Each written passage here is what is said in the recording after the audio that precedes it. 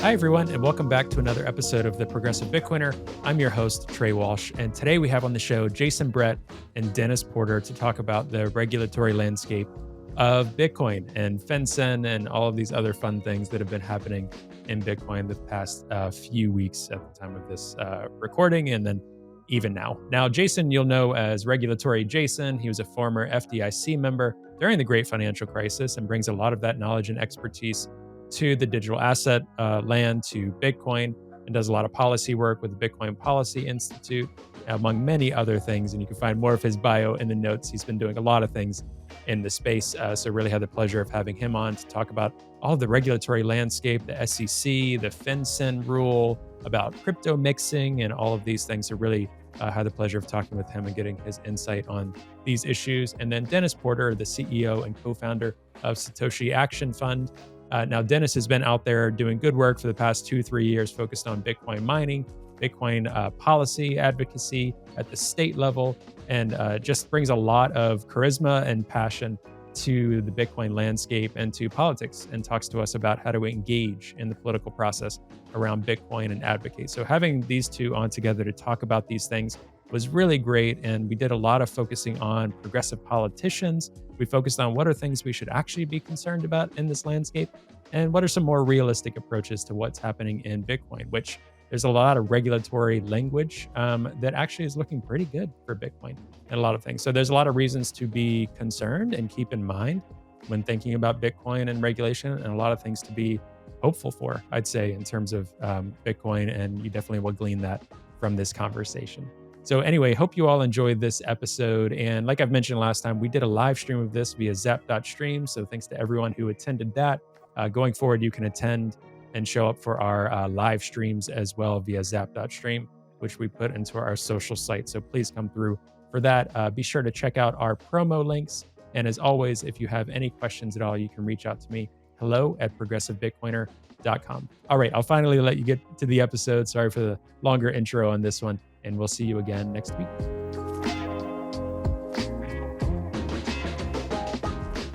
Hey, Jason, welcome to the Progressive Bitcoiner. Hey, Trey. Thanks for having me. Absolutely. And for those watching via zap.stream, thanks so much for joining us. And for those listening after the fact, as I'll be saying in many episodes, you can watch these live streams when they come out, and catch us on our social media channels to hear more about that. Some of you may notice as well from the title, wherever you're listening, or Zap Stream now, Dennis isn't quite here yet. So Dennis is going to be joining us. But what I was just saying to Jason is the beauty of having two guests on is we can kick off the conversation and focus on Jason a little bit. And then once Dennis joins us, he can come right in, and we'll throw him into the recording here and pull him in for this fun conversation.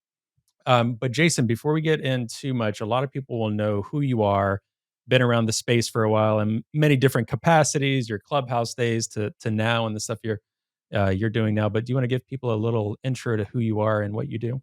Sure. So I've been in the financial services industry for 25 years.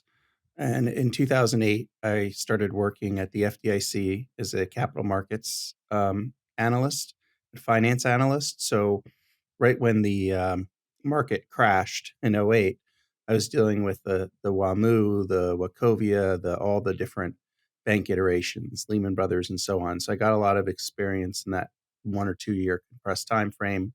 Worked for the FDIC for a couple more years as a U.S. regulator, and then went on to work at Obama's Making Home Affordable program, which was about trying to stop the,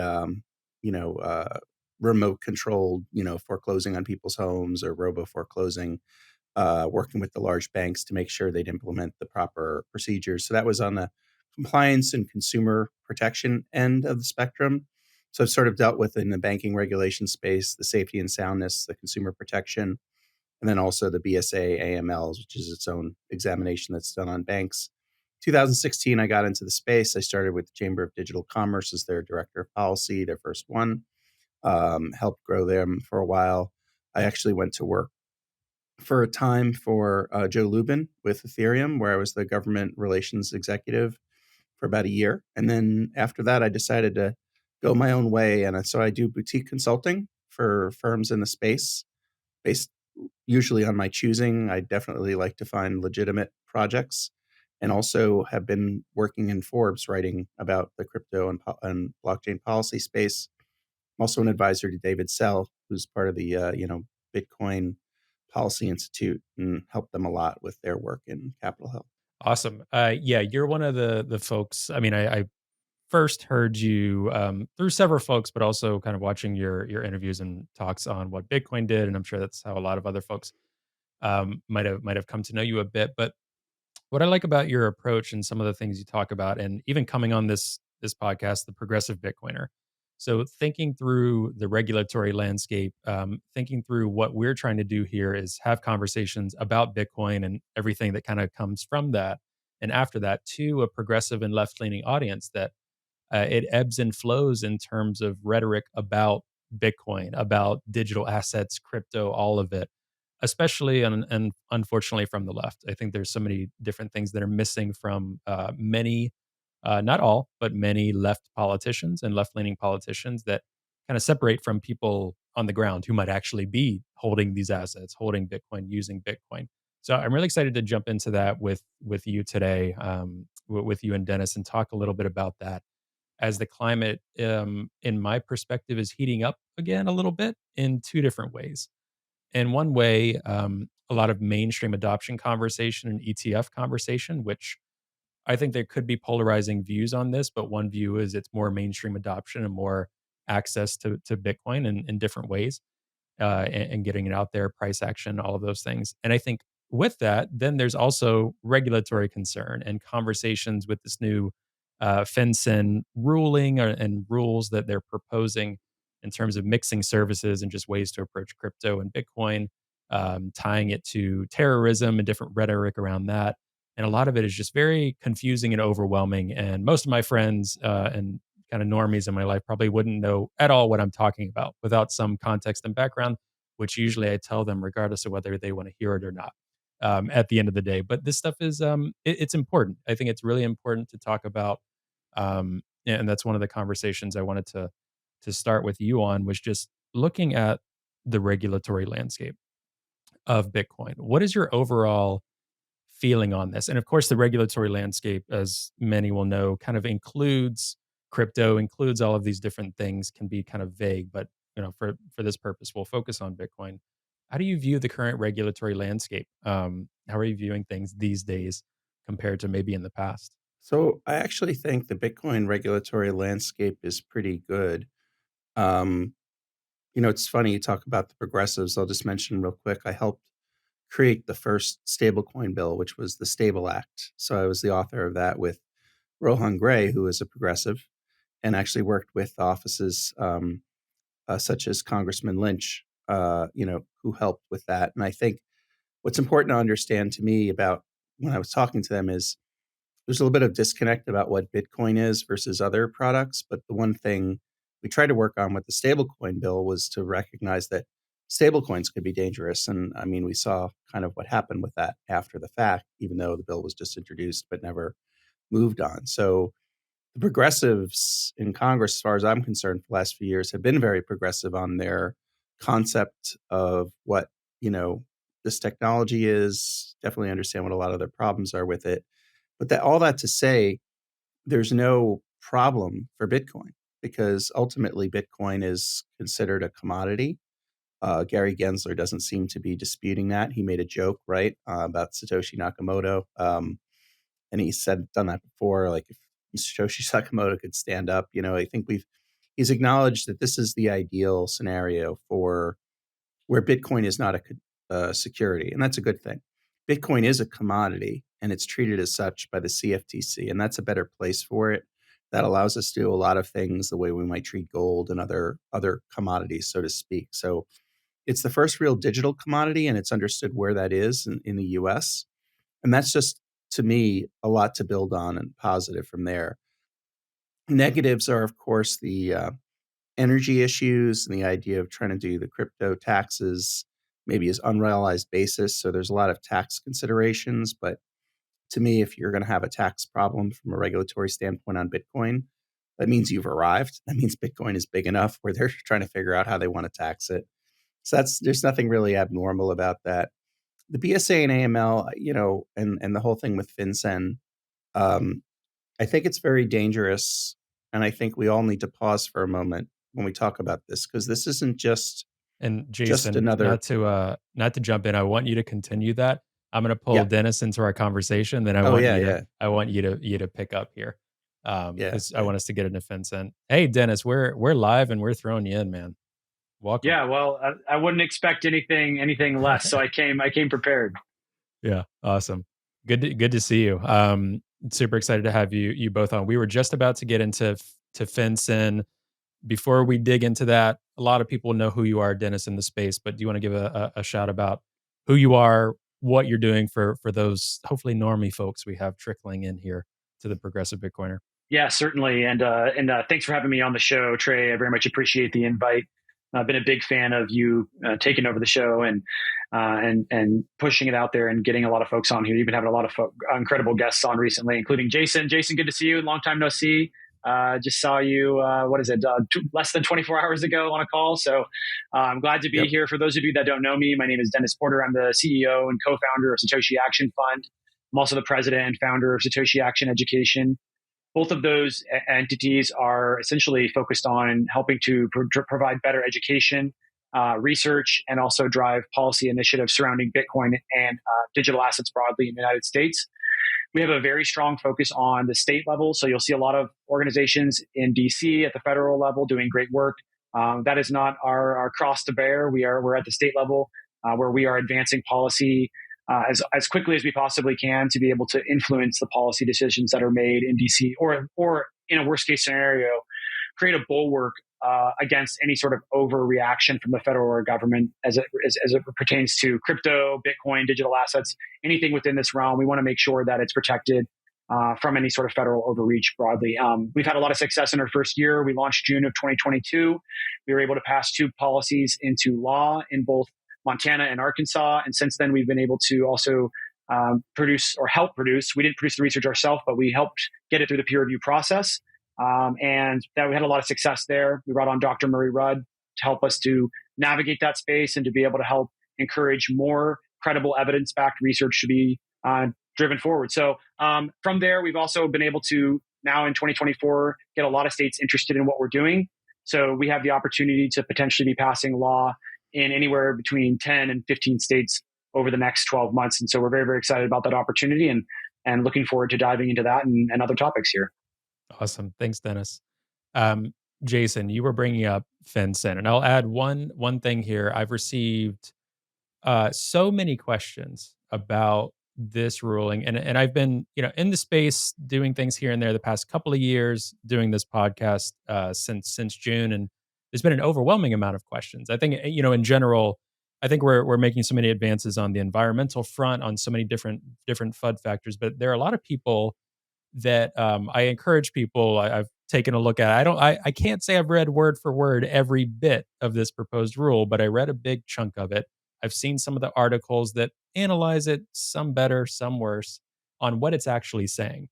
And I've received a lot of questions on this, and this is why I wanted to have an episode like this as soon as possible to get into a little bit of this. So you were saying there's some potential um, fear, some potential things we should be looking out for in this regulation. So just wanted to jump into it and hand it back over to you to discuss. Yeah. So, I mean, Dennis, just talked about some of the more outrageous things the U.S. federal government can do sometimes as an overreaction to things that requires proper education. So, talking about the FinCen ruling that came out right after the Gaza-Israeli conflict began, um, you know, FinCEN's had a long history. They were the first ones to come out with Bitcoin regulations in 2013. They've carefully created over time what the rules should be around Bitcoin. It's pretty much understood what they are, vis-a-vis like the money services businesses, like your typical exchanges. But this surprised me because what I think is important to recognize is it's important for us to all acknowledge this isn't just a rulemaking. This is something that's for the very first time, the Treasury is using the Patriot Act under Section 311 to do a special rulemaking. And what's special about that is that the fact that Janet Yellen didn't even have to do this notice of public record. All she has to do is confer with the Secretary of State, the Attorney General of the United States, two other people, and then she can just say that mixers or tumblers are a money laundering concern. So it's great that you're reading it. I've read it. It's great that people are responding to it. That's important. But what's scary at this level, and this happens often after these major conflicts break out, is what I think is a bit of an overreaction in the fact that they felt they needed to use, something from the Patriot Act, because this involves somehow virtual currency and terrorism, to implement such a wide-ranging impact to the industry over time that we'd have to treat all mixers as money laundering concerns for purposes of reporting under the BSA Act. I'll add one thing, and then Dennis, kick it over to you for your thoughts. I know, Dennis, you had posted as well, or Satoshi Action Fund in your camp had posted. A lot of folks are posting. They want to provide a response to this. They want to provide more context and more thoughts and more. Where do we go from here? One of my also concerns, Jason, and I'm curious if you share it, is not only was it mixing services, which I think there's so many different infringements on so many different areas of the Bill of Rights, that they interestingly pointed out, saying, okay, here's some problems with this overreach. It was almost a suggestion. Here's where it's a problem, but we can still do it.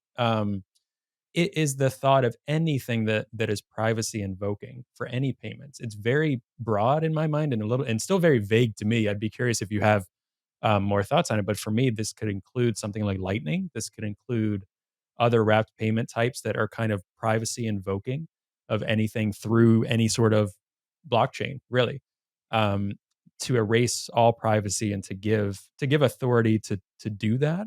Really, there's already a lot of authority to do that under the Patriot Act. Folks could argue, but it was very vague to me. I'm like, are they trying to insinuate that something like Lightning itself could be viewed as a mixing service that they would look to completely restrict, and that you're only going to be able to utilize and use Bitcoin through something like Coinbase, right? So I think that is on the more extreme end. That was very vague to me. So I'm curious if you have thoughts on that, or Dennis as well. Well, I would just say, first of all, it's really important for you and the listeners to understand that these things don't happen in a vacuum. So, like when the Treasury makes a rulemaking or decides to do something like that, like Yellen makes that decision, sometimes there's pressure from the White House or discussion with the administration. So it isn't just the Treasury acting on its own. Sometimes the White House might come in, and there's some tangential evidence that happened in the Tornado Cash case. White House came in and said, Treasury, you have to do this.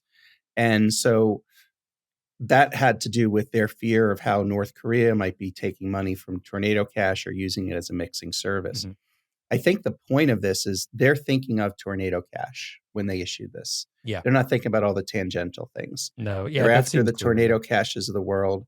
And Tornado Cash is, we know now, lost in the courts, right? In terms of they backed up the Treasury's ability on that. So part of this, lunge forward is the belief also the courts will back them up. Dennis, what are your thoughts? I know it's been busy just across many fronts, but yeah, I mean, it's like, sometimes the people ask for opinions on a wide range of things, and there's first we started off when I focused on Bitcoin, it was all about money, but now we're talking about energy and FinCen and payment rails and the impacts on terrorist fundraising. So I will say, in some contexts, it is quite fascinating to see where we've come as an industry or a community, however you want to label Bitcoin and the greater digital asset ecosystem, to a place where, the Secretary, the Treasury, where the presidential candidates, where regulators, top regulators at the SEC are all regularly speaking about Bitcoin. I think that's a very good sign, because if we want Bitcoin to do what we think it can, if we believe that it's possible for Bitcoin to at least accomplish even 50% of what we think it's capable of, these are likely the conversations that we need to be having along the way. So I think it's very encouraging to adoption broadly to know that Bitcoin is top of mind to the most powerful regulators, the most powerful political figures in the entire world. To talk a little bit about really just FinCen broadly, and I'm not an expert, just to put that out there, I'm not an expert in FinCen national security, which is why when Satoshi Action put out its post, we said, if we feel like we can apply ourselves here, if we feel like we can work with the right people to be able to respond to these comments, we will do so, because it does require a level of expertise and understanding, and also being able to frame the conversation in a way that would be receptive to those that are at FinCen is important. We don't want to just write comments for the sake of writing comments as an organization. Although we would, if we had the time and resources, but we don't have unlimited time and resources. So we want to spend our time where we can be impactful. And so far, that's been a really good way for us to determine where we will put our time and our energy.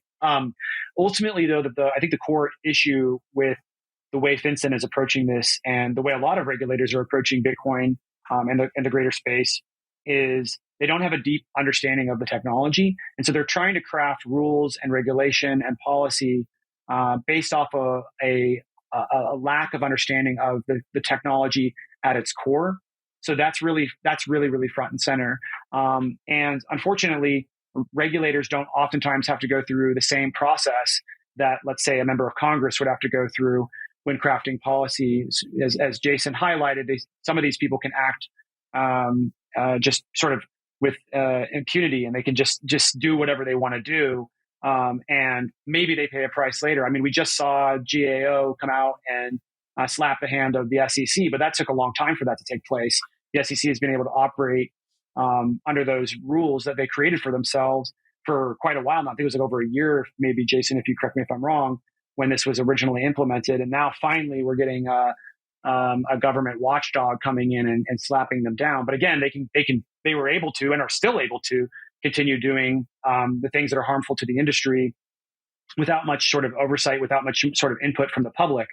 I will say there are a lot, I'm speaking pretty broadly right now, there are a lot of regulators and policymakers and folks in the space who don't understand the technology.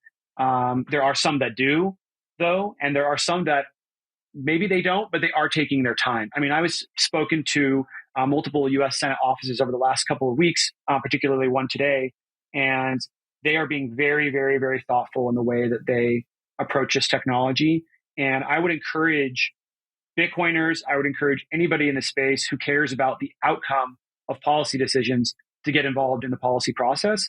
Because if you want to see a world where the United States is a leader on Bitcoin and Bitcoin mining, which is something that was the impetus for why I launched Satoshi Action, then you need to be engaged in the process, because regulations are coming, laws are coming, policies are coming to impact the space, and they're going to write them whether or not you're engaged in the process.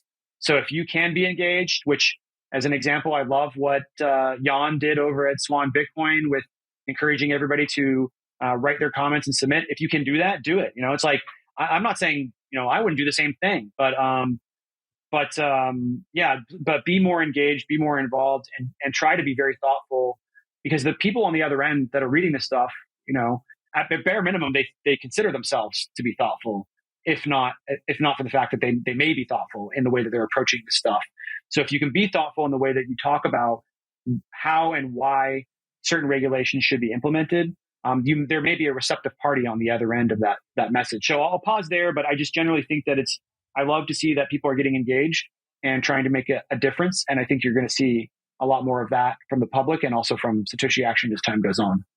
Yeah, and I'm glad you said that too, Dennis, because I go back and forth. Some days I wish we could just disregard these things, or it can get so frustrating when there's just an education gap for a lot of these lawmakers. And I'm in several different circles, including in Bitcoin circles, or especially in far off Noster land, where it's a bit idyllic, it's a bit hyper Bitcoinization tomorrow, and there are some folks that are coming around to this, but others we still need to encourage. Like, these things do matter, in my opinion.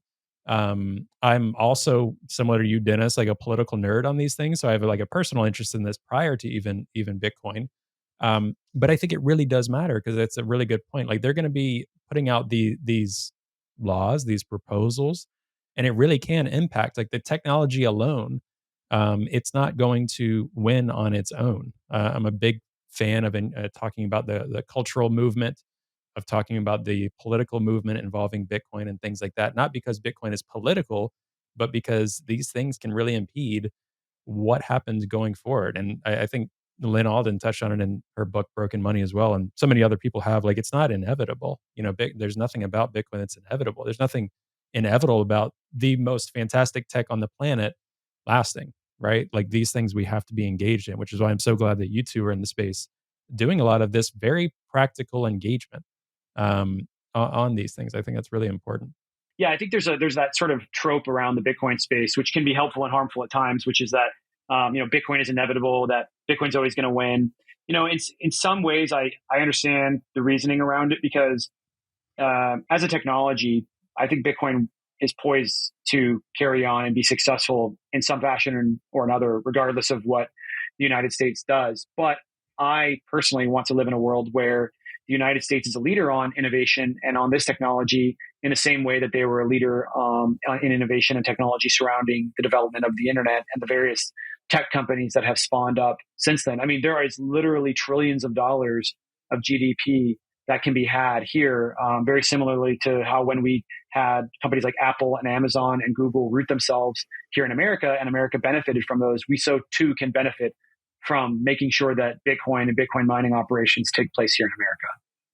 Yeah, and before because I'll transition us out of FinCen, but I'll ask maybe a clickbaity question in a way, which usually I refrain from. But Jason, how concerned, in your opinion, should we be about this rule proposal from FinCen? Let's say it just moves forward in whatever capacity. Is this something that you think about? Is this something that you would be concerned about, or is it kind of the implications of these things are going to keep coming back? These conversations are going to stay here. Like what level of concern is there, or is it, well, we're post Patriot Act and this is just the world we live in? How do you view things like this? I think it's really important to understand the national security implications from the perspective of what that means now in this country and what that enables people to do or use. So, just to give you an example, back in 2020, when they issued the FinCEN proposal that never went anywhere on unhosted wallets, part of the refrain from Treasury was we can't really listen to all the comments that are coming in that people are writing because some of them may be bad actors from Russia or China and they just don't want us to implement this rule. And so there's a bit of a discounting effect as to how much you listen to in a national security rulemaking proposal that's really more, I would say, sort of a measure of a CYA, right, for Treasury. Because if they have that, they asked for the public, they got all the responses, they can show that later in court. It wasn't just Yellen just deciding on a whim. Where I'm concerned and where I think we need to just be very clear with our government about is you can't make policy about Bitcoin from a national security lens or from these rulemakings. There needs to be the deliberations process at the state level, with the democracies that Dennis is working on, and then at the federal level. Things shouldn't be done, in a knee-jerk type fashion, like we had with the tax rule proposal from 2 years ago. So I would say both the speed at which we saw this come, which was on the heels of a Wall Street Journal article that talked about 130 million. That's now 13 cents use of crypto. We just don't know the numbers. It's driving this decision. We need our policymakers to be deliberate in this space. We don't need them to be knee jerk or reactionary. My hope is somebody like Dennis we can see who can build off the base of what Bitcoiners are all about and get us to a position where we need to be, which in my analysis is like an NRA or an ARP type level, right? Because the NRA isn't necessarily a majority, but when there's something that goes against something they're doing, they're very quick to be able to stop, policymakers in their tracks. They have, the juice to do that. And I think Bitcoin has the potential to do that, but if we don't use that from time to time, they'll just kind of continue to steamroll over whatever they want to do in the space. Yeah. I hope people don't clip that soundbite. Well, Bitcoin's like the NRA. Let's set it up like that for my audience. I just lost all of my audience. No, I'm just kidding. So I know what you mean though in terms of the just objectively that power and influence of what is going on. Now, Bitcoin could be, in my personal view here, such a good use case of that as a lobbying, policy advocacy, where, as Dennis has been alluding to, and maybe a couple of years ago, I would have been like, I don't know, Dennis, that's kind of, I don't know.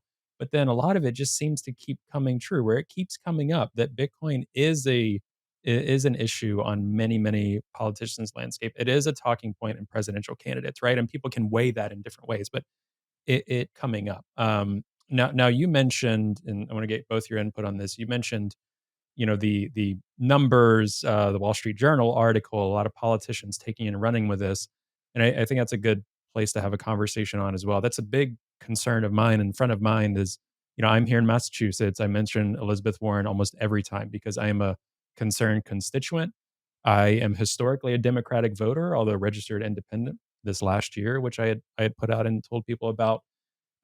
Very, very disappointed in Elizabeth Warren's camp. And for a while, I've been, maybe putting out thoughts here and there on some of those things. But I think at this point, seeing the disingenuous tone from her, from staffers, from a camp like that, I don't know if I can really trust much of anything from a politician like that or from Senator Warren because of the inability to take a look at facts and go from there, right? On almost every issue. That doesn't mean I'm going to just disagree with anything that she proposes from her camp, you know, just out of the gate. There are a lot of policies and proposals that I would agree with from my view as a progressive. But it's been so concerning to me, and I don't see it trending in a right direction. I don't want to overstate this because I think both of you are realists in this camp as well, which is another good reason to have you on. You're having conversations with all sorts of different camps in DC throughout. Dennis is having great conversations and work at the federal level, but mostly these state levels that are showing examples for folks and trying to do this in a bipartisan way.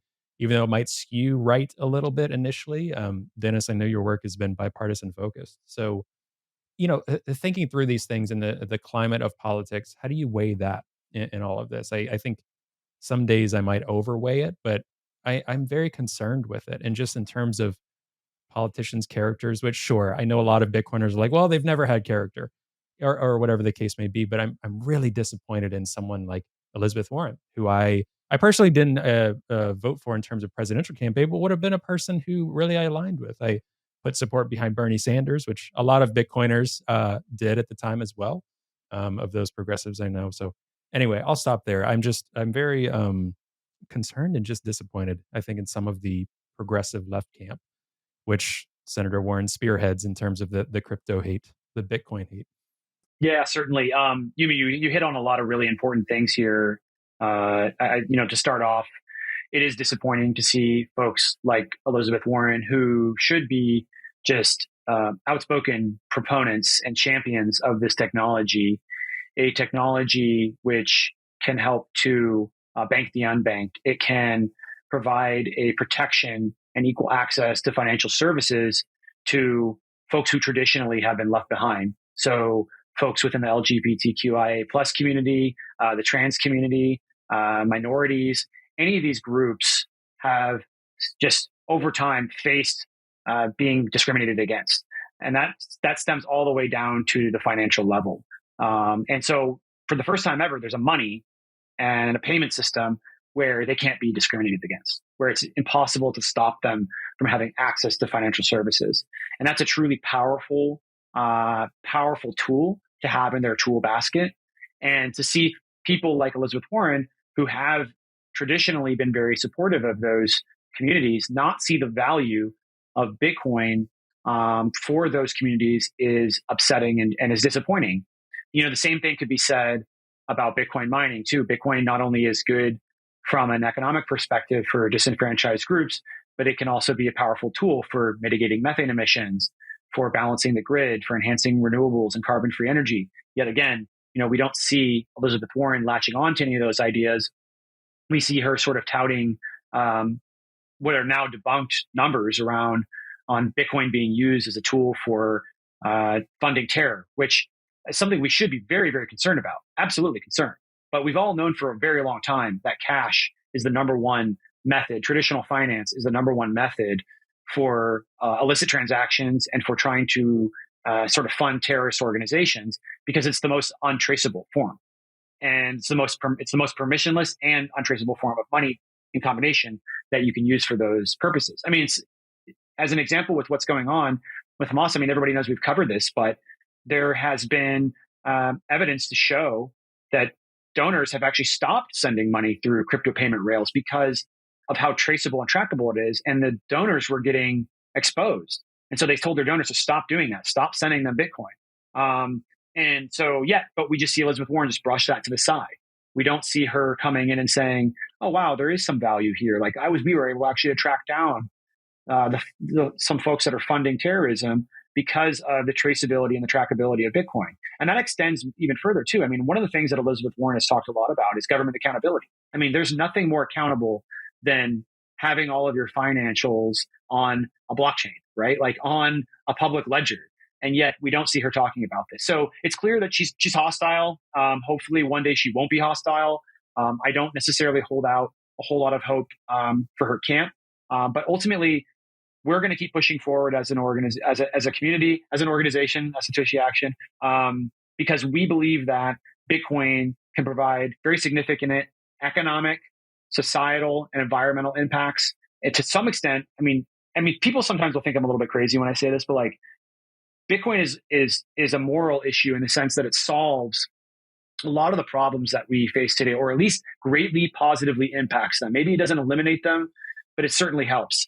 As an example, the man that is houseless on the side of the road who doesn't have a bank account because he doesn't have an address, and he can't get a job because he's not dressed well, he's not clean shaven, he doesn't look like the type of person that would walk in to hold down one of these jobs, can never break free from those chains, because you need to have an address to get a bank account, and once you have a bank account, then you can have a job. Once you have a job, you can do all these other things, but he's limited. Well, for the first time ever now, that individual who was not able to have financial services overnight now has the ability to have access to a financial tool, a digital financial tool. And that's extremely powerful. And some would say that's a moral issue to solve those problems. And if Bitcoin is coming in and solving them, and then we need to do everything possible to explore how money problems and how big of an impact this technology can have. And that's also why, and that's the issues that I care a lot about. There are issues that others care a lot about that Bitcoin plays a part in. But I think that's why you'll see that just generally the Bitcoin community rally around just driving Bitcoin forward, because we can certainly argue over what we want to do with Bitcoin in the future. We can certainly sit around at a table and say, well, maybe we should encourage more green energy growth. Maybe we should disincentivize the use of carbon intensive energy for Bitcoin mining, or maybe we should help encourage the growth of Bitcoin access for disenfranchised groups. Like, we could debate how and where we do that, but we're not even at that point yet. We're sitting here at a table saying, should we allow Bitcoin and crypto and digital assets to even exist and to operate functionally in the United States? That's not the conversation we should be having. We should be figuring out what we want to do with this tool. And it is a tool. And I tell this to everybody, everywhere I go, every conversation I have, Bitcoin is a tool. Bitcoin mining is a tool. You can use it for good. You can use it for bad. You can use it for things that you like, or you can use it for things that you don't like. And ultimately, it comes down to policy decisions. What do we want to decide from a policy perspective on the types of behavior that we're going to encourage? Because we're not going to live in an anarchist world. I know a lot of Bitcoiners are out there. There's some guys that like, the idea of no rules, no regulations, let everything ride free. Not my take, not my approach. I think it's important to have good guidelines and good sort of roadblocks as people go through the system so that they don't get taken advantage of. But we need to get to that point. We need to get to the point of what are we going to encourage and what are we going to disencourage? Not, oh, let's just get rid of Bitcoin. Let's create an anti-crypto army, Elizabeth Warren stance. Like, that sort of makes me feel like, 30 years ago, she would have been the person saying, let's create an anti-internet army. Like, nobody debates whether or not the internet should exist. They say, okay, well, we're going to encourage this type of behavior on the internet, and we're going to discourage this other type of behavior on the internet. And we can do the same thing with Bitcoin. I think we should do the same thing with Bitcoin. And I look forward to the day when we can have those debates, because right now we're just debating over its existence. Hi, everyone. Hope you're enjoying the episode. Today's episode is brought to you by Bitbox. Now, Bitbox is a hardware wallet that's open source, incredibly secure and easy to use, and it's what I'm using to safely secure my Bitcoin in cold storage. Now, I know self-custodying Bitcoin can really be intimidating, but Bitbox is designed for ease of use without compromising on security. It's USB-C compatible and allows you to easily back up and restore your private keys with a micro SD card, which is really cool. Now, you can purchase the Bitbox using the promo code TPB at the link found in the show notes for 5% off your purchase. And I really want to thank Bitbox for their support of the podcast, and I'm really excited about this new partnership. All right, I'll let you get back to the episode now. Yeah, I couldn't agree more. And setting the ground rules too. And I know it feels like, for those listening, like beating a dead horse when talking about like Elizabeth Warren or these things. But one thing I want to be clear on too, that happens is like us, the progressive Bitcoiner. Now, it's kind of similar to Jason Meyer's book. A lot of this is my view as a progressive. It's not the progressive take. like progressive and left is one of the largest camps you'll find, I think. But coming from us at the Progressive Bitcoiner, progressive speaking out and saying, "Hey, Camp Warren, we're really disappointed. Like we were with you. Like we get it. Like we're not Ted Cruz's camp. We're not from the right. We're not these other Bitcoiners that you think are from the right, or some are from the right, or this U.S. based libertarian Bitcoiners. Like we are like in your neck of the woods. Like literally, I'm here in Massachusetts. Literally, I'm a constituent. Literally, there are so many progressive Bitcoiners that are of the left and share those same values. This is why we're disappointed, and this is why we're speaking out. I think it's important for progressives to keep speaking up and out on this, and not just say, that's just Warren's rhetoric. That's just no. Elizabeth Warren has continued doing this, and it's gotten worse and worse, and less factual. And I feel a duty and obligation to call it out and pick your battles, yes, but continue calling it out and not just saying that's just her camp because it's being co-opted politically. There's all sorts of things that are being created that I know, Dennis, I can't imagine must drive you nuts because we can't even get to the point where we're able to argue the merits of Bitcoin because we can't get through the like unknown or these facts that are not facts that politicians are saying are facts about Bitcoin. We can't even get to argue about what are the pros and cons because we're not setting the record straight on things. So I am also looking forward to getting to that point. I don't know when. Maybe we're a year out. Maybe we're 2 years, 5 years. I think it will happen. Where okay, Bitcoin is this tool. Now let's begin a new chapter of talking about how we can use it. Jason, I want to throw it over to you though and hear your thoughts about this. You mentioned, joked with me about like sort of mentioning the NRA, how that might turn off. This may be something your listeners will like better. But like when I spoke to a lot of the progressives, I think of Senator Warren as an aberration, not like the mainstream thrust of something that I think is very interesting that they want to see done. And this goes to Dennis's great example of the person on the street who can, finally use this as a tool. And here we are talking about the Bitcoin mixer issue and can you be identified or should it be anonymous? Well, one of the things that eCash Act, which is one of the progressives' bills that came out that talked about sort of a treasury version of eCash versus the CBDC, their vision is for a pseudonymous form of money because they don't want minorities to be identified by the government or be the target, right, of other people. And so I've been waiting for us to get through all this noise and get to a point where we can say, you know what? The Lightning Network is what should be used for eCash because the Sats could provide that to people, could give that person that maybe we're worried about as a progressive, from the progressive point of view, suddenly the government's going to get that information. And even though that guy has an account, we're going to take all his data and then sell him all the stuff he doesn't need. you know, this is a way of providing that, just the way we do with cash to our citizenry, and why there's this concern about the war on cash, right? Because that's where the minorities have been shifted out and been de-risked on the banking side. So to me, I'm waiting for the, David Marcus of Lightspark moment, coming in and saying, look, I know we tried Libra, forget about Facebook, forget about 2019, but like here is what you want, which is essentially going to be a private sector solution that creates a pseudonymous form of cash so the citizenry don't have to feel targeted by their own government. It's there. It's already there. That's the beauty of it. And, I've heard the description sometimes, curious Dennis's take on this, when they kind of say, well, we want like cash and digital cash in someone's pocket, but we don't want it like tracked, on a blockchain.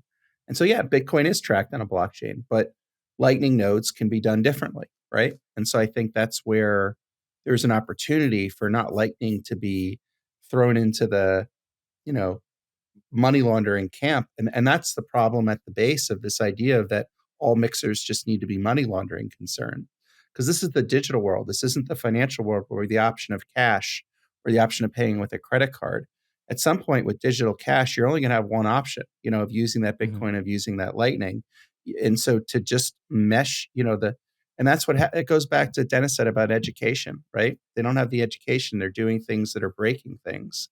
And they need to understand the depth of this technology and be able to see down the road a little bit of what this is going to do, because this is the next internet. There's no question about it. Yeah, certainly on the privacy side of things. Sorry, the delay is kicking in again here, so apologies for cutting in. But go ahead, Dennis. People want to hear from you. Yeah, yeah.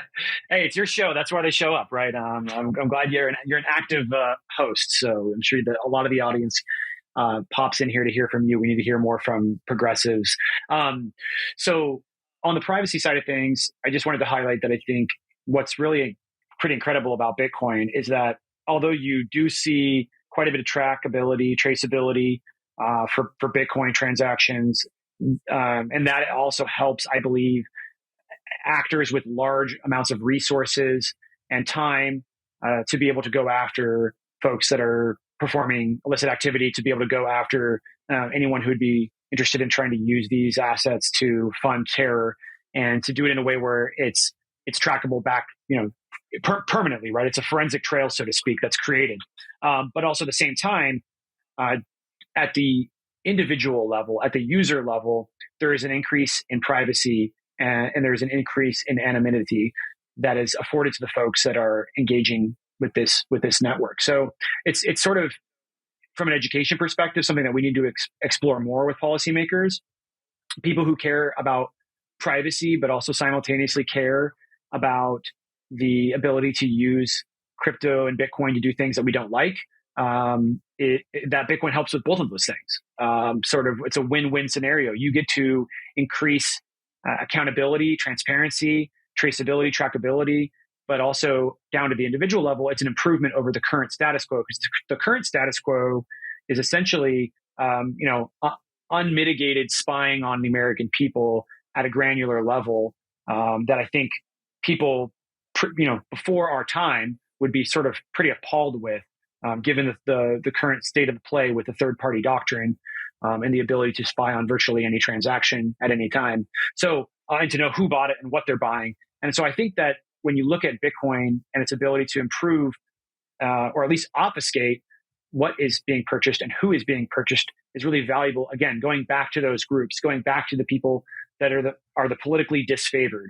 If you are politically disfavored, and or you are a minority, disenfranchised group, being able to go and take advantage of gender affirming surgery, and then not having that be public information that anybody can just go look at, I think is very valuable. Being able to use reproductive services, again, privately, without people knowing, is something I think that vast majority of people that are interested in those services would like. They would like to see enhanced privacy. So generally speaking, again, I can't highlight enough how disappointing it is that Senator Warren and other potential progressives don't see those values, and instead of sort of siloed themselves into believing that everything to do with crypto is a scam and is fraud, which there is plenty of that for certain, that we should be keeping an eye out for. But to lump Bitcoin in with that, and to lump all the potential environmental, social, and economic benefits in with the worst of them is disheartening. Luckily, though, we do have good folks that are working diligently in Congress and at the state level. I was just speaking to a Senate office today where they said, don't throw the baby out with the bathwater. And I was like, that's exactly right. Like, do not get out of hand here with this and decide that you need to overregulate this space. And then you end up crushing, the next 10 to 20 to 30 years of not only economic prosperity, but privacy tools and savings tools that Americans should be given as much access to as humanly possible. Yeah, and there's so much that both of you said, but Dennis, in this last point, one Netflix documentary that I'll put a plug in for. It came out a couple of years ago, but I think it's called like 9/11 Turning Point or something like that. And this is stuff I had heard before. I mean, listen, I was in fourth grade when 9/11 happened. I think there's so many different stories, like, okay, 9/11, then great financial crisis, and me growing up as a millennial. So many reasons tracked me to Bitcoin, regardless of this.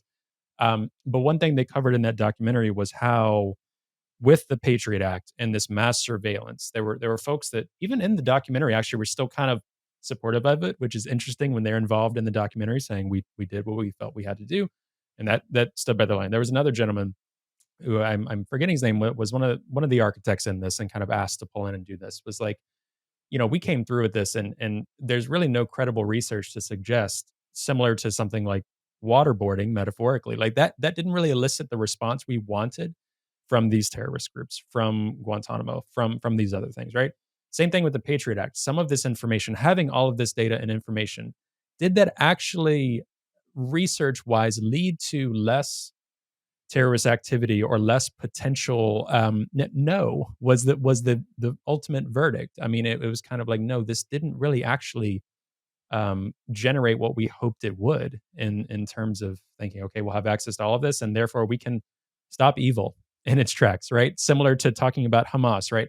Hamas has a bank account like in Qatar. I was just talking to Alex Gladstein about this. Like, traditional finance rails, they're supported by these countries. It's more like if you were to sever completely, which is impossible, in terms of the Bitcoin network, all crypto rails, blockchain, whatever. If you were to sever it, it didn't exist tomorrow. Hamas would still be resourced.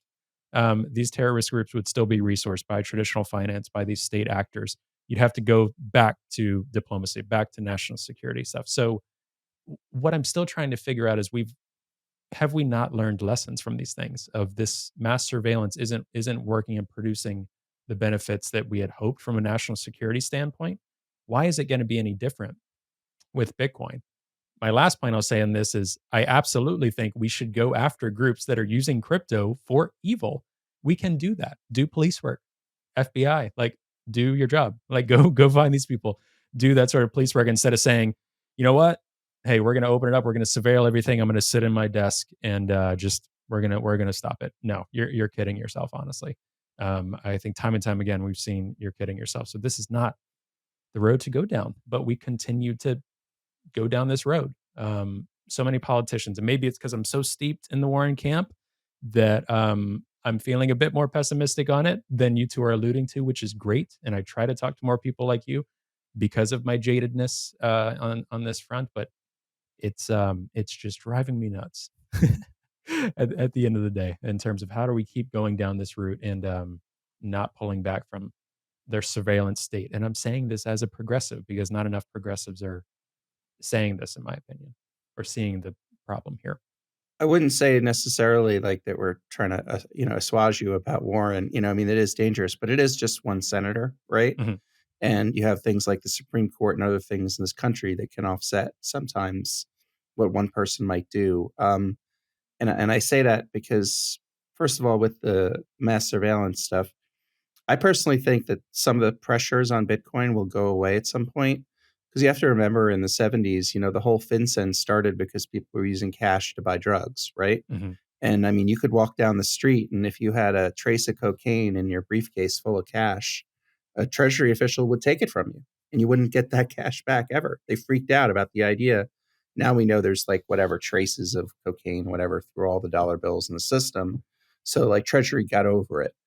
At some point, I think Treasury will quote unquote get over this fear of Bitcoin. And did it go through North Korea, or is it somehow a terrorist aspect, and recognize there are enough tools there for them to do their job, more tools that you have for cash. So I think at some point you'll see that aspect of things come into reality, where Warren's pushing on all this doesn't end up being the degree that she wants it to get to. The other thing, and the reason I bring up Warren in this context of the Supreme Court is, another real important part of Dennis's mission has to do with, the EPA and, this, what the miners are able to do. There was, West Virginia versus USA I'm sorry, West Virginia versus EPA last year. That was a really important case, right? Because it had to do with what's inside the fence line and outside the fence line that you can do. You can regulate emissions, carbon emissions that's like within a plant. But when you talk about generation shifting to different forms like wind, solar, it took the teeth out of the EPA where they're not supposed to do that. Some of the things Warren has asked the EPA to do around Bitcoin energy usage would technically go right up against the Supreme Court ruling, because she's asking them to do something and that's why you haven't really seen, in my opinion, the EPA come out with something really negative about Bitcoin mining or start to do some rulemaking, because they know under West Virginia versus EPA it could be quickly overturned by the Supreme Court if it falls in that realm of being outside the fence line. And I think there's enough gray areas in Bitcoin mining where to say you're really outside the fence line. This is, what are you talking about with carbon emissions? There could actually be benefits to it. So that to me is where I at least get a little bit of hope about when we hear about Warren. It's just the dialogue of the day, because we have Supreme Court, we have, Congress, we have a potential election that could change things next year. that can tend to balance this all out. And I just think at some point, the EPA will have to make some kind of decision on this, but it will be limited thanks to West Virginia versus EPA. Certainly, I will say one of the benefits of a decentralized form of government, which we have, is that it can take time to enact policy decisions. And there are certainly also opportunities to claw back bad policy decisions, which is good because it forces us all to sit and really think about what we want to do and where we want to go as a country, and to give us time to come to our better senses. Because ultimately, I think a lot of the worst policy decisions we've ever made in this country have been derived from a place of fear and from a place of feeling as if though we need to move a lot faster, move a lot quicker. The extent of the Patriot Act and to the sort of extremes that it goes to is a testament to that issue. We were very concerned about our safety, and we were willing to give up every little ounce of freedom and privacy in order to make us feel better. And so I couldn't agree with Jason more on that front. And I look forward to also really diving into this environmental side of things. I will say there has been quite a bit of positive headway in that area. The one very, very clear example of the progress that we're making on the environmental side isn't that necessarily the progressives or the EPA is running towards Bitcoin as an environmental tool, which I think there's some people obviously in the Bitcoin world that are progressives and that care about the environment that are, but it's very small in comparison to where we need to be at. And I think that eventually what you're going to see is that's going to change. But the one sign that we're headed in the right direction is that for the first time ever, you're starting to see people that don't care that much about Bitcoin, but are in the crypto space, talk about Bitcoin mining as a positive. So to put it in context, I've been doing and engaging on Bitcoin and Bitcoin mining policy for roughly 2 years, maybe you could say 3 years, if you want to count pre-Satoshi Action Fund days. And during that time, when the environmental issue came up around Bitcoin mining, immediately everybody in the crypto space that was not a Bitcoiner, didn't care a lot about Bitcoin, would cast proof of work aside and just say, oh, maybe Bitcoin will move to proof of stake. Yeah, we don't really like that either. And, XYZ. And it's they'll figure out a way to use less energy one day. That was sort of the going argument. But now you hear people that do not care still really that much about Bitcoin saying, Bitcoin mining is a tool for balancing the grid. Bitcoin mining can help with green energy. And that even going as far as saying that Bitcoin mining is a tool for reducing carbon emissions from methane to the point where the entire Bitcoin network could go carbon negative. I have heard multiple times people from some of the largest crypto firms in space say Bitcoin mining could go carbon negative. So that is a huge sign, because previously those crypto people were trying to dodge the question of Bitcoin's environmental concerns by saying, oh, it could be, go to proof of stake, no problem. All of us that are very focused on Bitcoin, of course, know that is virtually impossible and will never happen. But we've been able to convince those people to stop saying that. And we've convinced them to start saying, what is the truth? And then the truth is that Bitcoin mining is a powerful tool for energy infrastructure, for balancing the grid. And, of course, all the other items that we've talked about a few times here already. And that's important because now, instead of fighting the crypto people on this issue, they're out there championing Bitcoin and championing the value of the technology as climate mitigation technology and as a tool to enhance renewable energy as well. So that's a huge shift. And I think it's something that we should all be proud of, because now we're just one step away from seeing larger swaths of the policy world on the progressive left, environmental left, see that value, see the potential, and get on board. I think a key part in there, and of course I'm biased because this is part of my work, a key part of that is producing peer-reviewed research. And so that's what we're really going to be focused on at Satoshi Action, is providing that peer-reviewed research around these claims so that the people that now are on the fence about Bitcoin mining, who maybe were previously felt appalled by the energy consumption, are now on the fence, but they need that last little bit of credible evidence-backed research to say, no, this is right. Bitcoin can do these things. and you should be crafting policy and regulations to incentivize that type of behavior. Yeah, absolutely. And I mean, both of you were just echoing the sentiment and I think the reality that while day to day, this kind of rhetoric and things may seem bleak in certain moments, for those that have been around long enough, even me only being in the Bitcoin space a couple of years now, it's almost night and day even from that, especially on the environmental front. That's been one of the biggest things for me that I'm like, oh wow, like we're really gonna get somewhere with this thing. Yeah, Bitcoin aside, like in terms of like people owning, holding Bitcoin, that kind of thing, like Bitcoin mining to actually be a use case to address greenhouse gas emissions and methane flaring and all of these other things. We have something for these protesters to work for now and to actually focus on. And I'm a huge advocate of protesting and doing that absolutely. But now it's like let's do that and let's do some Bitcoin mining. Let's show you. Let's take it and flip it on its head. Like what do you mean? Now, if you can get past, it's hard to have a conversation with someone who says, "Well, just use less energy." That's kind of a hard starting place for some point. And some environmentalist friends of mine, when you start there, that's kinda difficult, but when you get past, "We need to use energy," like, as human beings, as society, we need to use energy, that's how we've only ever built. Bitcoin mining is one of the few things I see right now to actually address, these greenhouse gas emissions and get us closer to some of these targets that we've set in the Paris Climate Accord and other nations. Right now, if other things come around, that's great. The more the merrier, but Bitcoin mining is one of the best things to solve that. So, I mean, so thank you, Dennis, and I mean, so many others that are just hitting home some of these points for everyone. I mean, not just progressive left. Like, it's just net positive these kind of conversations, and it happens to involve Bitcoin. So if you think Bitcoin's a dirty word, you got to rethink some of that. This data and research is not going to stop. It's only going to continue until there's no more haters left on certain factors of Bitcoin. The environmental argument is real and exciting. So it's very exciting too. Yeah, Trey, I would just the last thing I would add that, when you mention this idea of, you know, we don't want the really bad people, from the illicit finance side to be using Bitcoin, right? No one here on this call wants North Korea to start using Bitcoin in any certain ways. No. What I think we're at the point with, though, is we need to demonstrate to Treasury and policymakers now that we're not just about the talk. We can say that. We can all say, yeah, we don't want it.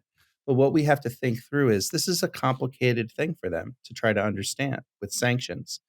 And if you look at what they did back in 2018 with the Venezuelan Petro, the Trump executive order basically made it a crime for any American to use their petrodollar coin, right? Because you'd be supporting the Venezuelan government. And so there needs to be a table of just really smart people who just need to have like a whole sanction conversation. Like, what does it mean to do that with this new money?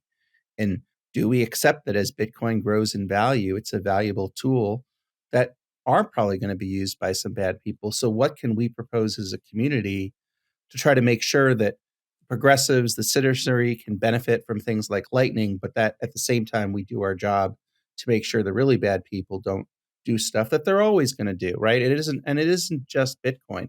There's so many other technologies. There's AI, right?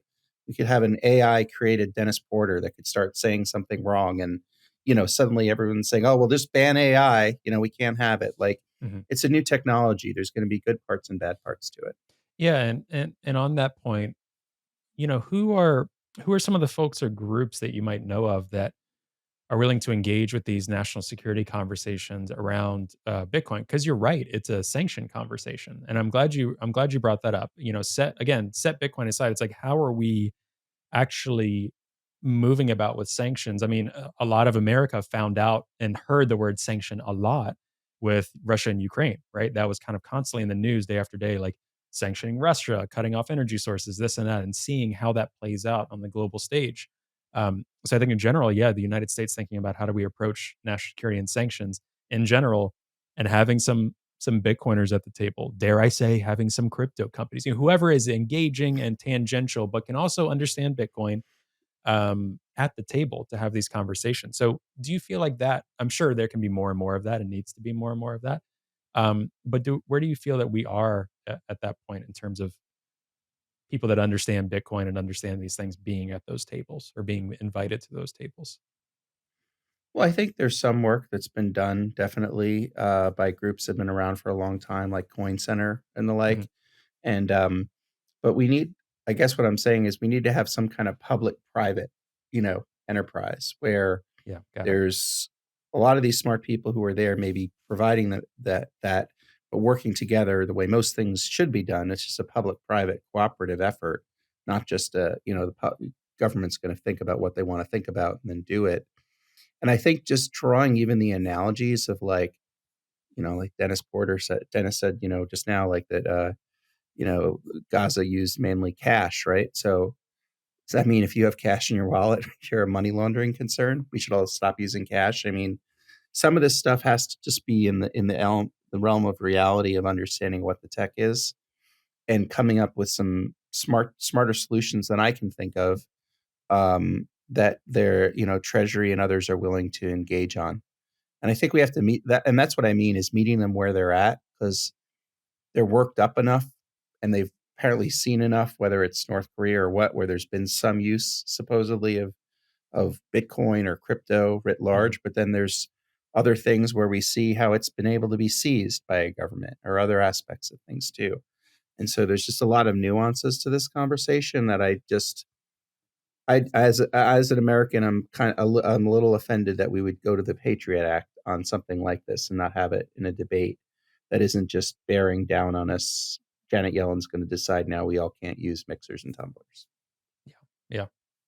Yeah. Dennis, any other thoughts on FinCen? I'll transition just a little bit, maybe closing out with some fun SEC talk. But any other closing thoughts on FinCen and just what you recommend to people that are concerned about things like this and how to get involved? Because I know outside of your work with Satoshi Action, they have gleaned enough to see that you're very passionate about the political process. I think you're passionate about both of you really having an educated citizenry that speaks up and engages with their elected officials or their community, whatever about this. So uh, do you have any recommendations on how people can engage on these things? Again, whether it's people saying misinformation about Bitcoin mining or FinCen, how would you advise Bitcoiners who care about this stuff to engage? Yeah, it's a great question.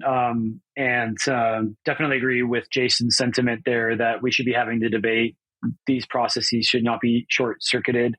And when we have the debate, we need to have, as mentioned earlier, a lot of folks at the table that understand or at least see the value of the technology and understand its potential. I would say if you want to see more Bitcoiners, if you want to see people who care about this technology at the table, then there's really two, maybe three ways to do that. Number one would be to show up yourself, right? Like go ensure that you participate in whatever fashion that you can. And fortunately, the political system has a variety of ways that you can engage. You can engage by writing letters, as people have been doing, writing comments for FinCen. You can do it by retweeting what people are doing in the space that are being active and that are having a positive impact. You can do it by showing up. We did a Bitcoin book day. We handed out a copy of a Bitcoin book. We had a few different ones we were passing out to every single congressional office by hand in DC. These are things that we do, and these are things that other people will do and have done before in the advocacy space. So showing up, just show up over and over and over again, because when you show up, that has a really big impact on policymakers and the folks in the policy world. And most people are not willing to show up and advocate for their cause because they don't care enough about it. But if you do care enough about this technology, if you do care enough about Bitcoin and its potential, and you do want the United States to be a leader on the technology, then you're going to have to show up. And you can do that also financially. You can do that by buying Bitcoin, but also you can do that by donating Bitcoin or donating fiat to organizations that are going to be working on your behalf. So that could be Satoshi Action. That could be a variety of other organizations out there. I think Jason mentioned Coin Center. They do excellent work on analyzing what's going on. I think there's not really an organization that even really does what Coin Center does to the degree that they do. They're very, very good at what they do. So supporting those entities, because if you find an organization that is doing good work, providing results, which I think is the most important component, providing results, showing their proof of work, support those organizations, because you're only going to expand the amount of proof of work that they do. I'll tell you, as a person who's running multiple nonprofit organizations that do this type of stuff, like when money comes in, we expand and we do add on new features, we add on new abilities. So as an example, we launched a research arm, and because of the financing that we've received from some of our generous donors, we were able to produce peer-reviewed research around Bitcoin mining, right? Like, it's every bit of money unlocks a new ability for these organizations to go out there and advocate for you. So if you don't want to show up, if you don't want to take the time to do so, vote with your money, so to speak. Vote with your economics, and that's what's going to make sure that we have Bitcoiners, good people that understand this technology at the table, because none of this stuff is cheap. Absolutely none of it is free. So definitely couldn't advocate for that more. Obviously, as a person who receives donations, of course, I'm going to encourage you to do so. But for certain, we need to be showing up, and we need to be doing it relentlessly, because there are other organizations and there are other entities and there are other issues that are doing the same thing. And if you want Bitcoin to matter to your policymakers, you're going to have to participate in the system to grow that. But I will say, from a positive note, that we have seen a lot of that taking place. We have seen a ton of support coming in to Satoshi Action from an anecdotal perspective. We have seen a lot of policymakers turn a positive eye towards this technology. So what we're doing is working. So we either need to at least just keep doing what we're doing, or we need to, if you want to see it happen faster or in a more significant way, lend yourself to the cause, so to speak, would be my closing statement. And if you like a good protest, Trey, also you can come out to Portland. All the teachers are on strike right now. Oh, are they really? Oh, wow. Yeah. Yeah, we've had that fair share in the Boston area for sure. No, that's great. Thank you, Dennis. That is fantastic advice, and such a good soundbite too, just for people to pay attention to and focus on. And lastly, before I let you guys go, I'm just curious it's one of those things people like to talk about in the Bitcoin space. I spend most of our conversations and episodes focused on environmental concerns, focused on human rights concerns, focused on all of these things, and very little about number go up. And this isn't even necessarily a number go up conversation or a question, but I'm curious your thoughts on how the landscape will look once a Bitcoin ETF comes into play in the United States, a spot ETF. I would say, this isn't financial advice in any regard from this platform at all, or for me, but the assumption is that the Bitcoin spot ETF will come at some point, right? Whether it's later this year, whether it's next year, it seems that is trending in the direction. So what are your thoughts on what that will do to the Bitcoin landscape, what that will do to the regulatory landscape, and some of these conversations we're having? Is it net positive? Are there things that you're concerned about in terms of the Bitcoin ETF? Jason, why don't we start with you? I don't want to be like Debbie Downer, but I have a view that it's not going to be till late next year. I think there will be one, but I just don't see a rush to do it. I think it will be done, and I think what you'll hear from Gensler is he's now embraced Bitcoin. This is the land of innovation. This is what he's always talked about with Satoshi white paper. And it's going to be done to kind of flank off some of the other crypto projects that always complain about Bitcoin and feel that they're not treated the same way. So I think that that'll be a way of him, toward the end of his term, marking off his legacy as having approved the first Bitcoin ETF. I just don't think it'll be next week or next month, but I do think we'll see it. And when we do, it's going to really try to highlight, at least from his perspective, what he's done for innovation over the last 4 or 5 years in his role as SEC chair. That's my 2 cents. It's interesting you made it so Gensler focused, when the best of the SEC would assume this is a SEC compliance decision, but Gensler's a very involved official with this process. Yeah, that's interesting. I think I would agree with a lot of that. Thanks, Jason. Dennis, what about you? Jason certainly would know much more about the logistics of when an ETF would take place than myself, given his background. I tend to always live within the mindset that the bear market is going to be longer than expected. I think it's sort of rooted in my organization having been born in a bear market. So we don't have any problem operating in a bear market. We don't have any problem providing results in a bear market or growing our support. Certainly, people would have more money to donate in a bull market, but we're in a really great place, so we don't feel like there's any rush. In fact, the longer we're able to go in this position, sort of in some ways, is better for us, because when new bull markets come, you see all sorts of new participants try to participate in the process of advocating for Bitcoin, which can be good in some ways, but it's always sort of competition for the donation, so to speak, right? When it comes to BlackRock entering the ETF space, I think in particular, because that was who you referenced, the one really key benefit of that really is that once someone becomes, and we may already be there because of given the direction that we're going, but once somebody becomes a Bitcoin company or has a Bitcoin product, all of a sudden they become very interested in advancing Bitcoin. And that is very good for all Bitcoiners. So I think that as BlackRock leans into the space, and as other really large institutions lean into the space, you'll see them apply resources to defend and to advocate for Bitcoin, which is really good, because BlackRock is one of the largest, financial entities in the entire world.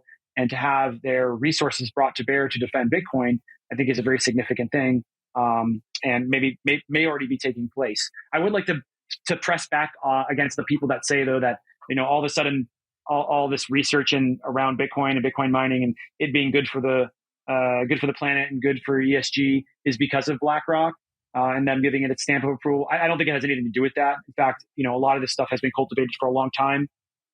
Some of it by myself, some of it by other folks like Daniel Batten, who does incredible work. And so don't be confused to think that just because BlackRock is coming in here, that now all of a sudden everything is all green and friendly, which is an accusation that people sort of lobby against them in the past.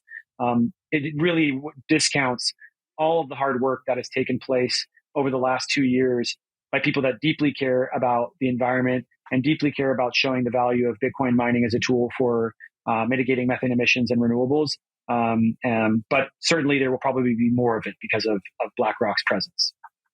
Yeah, that's a great take too. And yeah, I mean, it's the Trojan horse, right? I mean, from the progressive Bitcoiner, and someone who would say probably align with a lot of what Occupy Wall Street represented. Not the greatest fan of some of these big banks, right? But the beauty of Bitcoin is, they care about their own self-interest, and their self-interest is going to be Bitcoin if it isn't already, which in many cases it is. That's going to be good for Bitcoin. What is Bitcoin for? Good for the little guy. So that's the beauty of this technology and this revolution. So it'll definitely be exciting. And I want to thank you both for coming on. We'll have to do this again. I thought it was a really great conversation, and I think people will really glean and learn a lot from, and hopefully share as well with other folks that don't really understand the regulatory landscape or want to hear a more, dare I say, realistic view of some of these things, and put that out there while still, optimistic here for this. Before we jump off, Dennis, we can start with you. Where can folks find you, your work, and follow along? Sure. You can reach me on Twitter at regulatory Jason. Do work, like I said, advising with the Bitcoin Policy Institute. So great set of folks there from a nonprofit, a lot of professors, things like that. So always reach out, and I'm, helping them along. And then, just, Twitter for me is the easiest way. Just DM me. Yeah. Same thing with me. Hit me up on Twitter. It's Dennis_Porter_.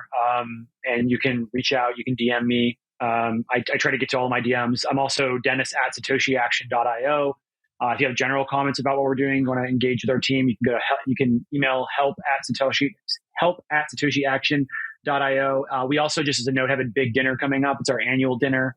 It's a great opportunity for us to raise money to support the work that we're doing, but also to network and provide an opportunity for people to come in and engage with a variety of people within our network. So many of the top, publicly traded mining companies will be there, including some landfill miners like Nodal.